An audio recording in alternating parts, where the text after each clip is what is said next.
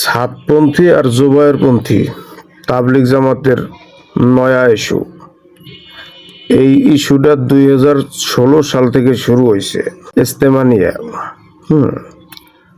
জুবায়েরপন্থী তাদেরও 40 দিন এক সিল্লাত, সাতপন্থী তাদেরও 40 দিন এক সিল্লাত। তাদেরও আজানে কামত আছে, তাদেরও আজানে কামত আছে। নামাজ, রোজা, হজ, জাকাত, কালেমা সব এক, খালি ইজতেমা দুই। দাড়ি, টুপি, পাঞ্জাবি সব এক, খালি সম্পর্ক সমস্যা হলো ওই ইজতেমা নিয়ে।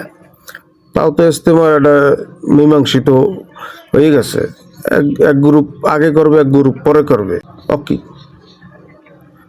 এখন তো এই যে 2025 সালের জানুয়ারি মাসের এটা তো এখন জুবায়েরপন্থী যারা তাদের ইজতেমার কার্যক্রম চলতেছে।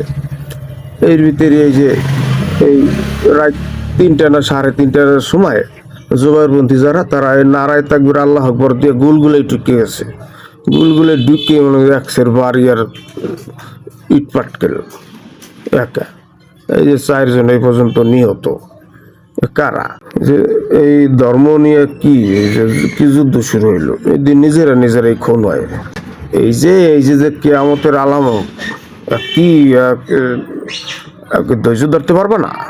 73টা দল হবে, 73টা দলের 72টা দল যাবে জাহান্নামে, একটা দল যাবে জান্নাতে। একই এই 73 দিয়ে মনে হয় যে কাছাই গেছে। সাধারণ পাবলিক কোথায় যাবে? সর্বশেষ ভরসা তো তাবলিগ জামাতে। মানুষ বুড়ো হইলে বা কেউ মানে ধর্মের পথে যদি চলে তাহলে তো তাবলিগ জামাতে যায়। এর ভিতরে যদি আবার বিভক্তি হয়, বিভক্তি নিয়ে পাবলিক কোথায় যাবে? সর্বশেষ আস্থানা তো এই তাবলিগ জামাতের এই জায়গা।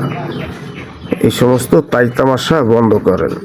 কারা করতেছে, কেন করতেছে, কিভাবে করতেছে সব কিন্তু জানি। এই সাতপন্থী যারা এটা কিন্তু সন্দেহের চোখে রয়েছে, সন্দেহের বাইরে নাই। সাতপন্থীর ইতিহাস কিন্তু জানি। ভণ্ডামি বাদ দিয়ে দেন। সাতপন্থী এক চাপা ধরলে কিন্তু আউলে গেল। সাধারণ তাওহীদি জনতারে খেপাইয়েন না, আলেম ওলামাকে খেপাইয়েন না। সাতপন্থী একটা বন্ড দলে কিন্তু একশের ভণ্ডামি। ভালোই জান।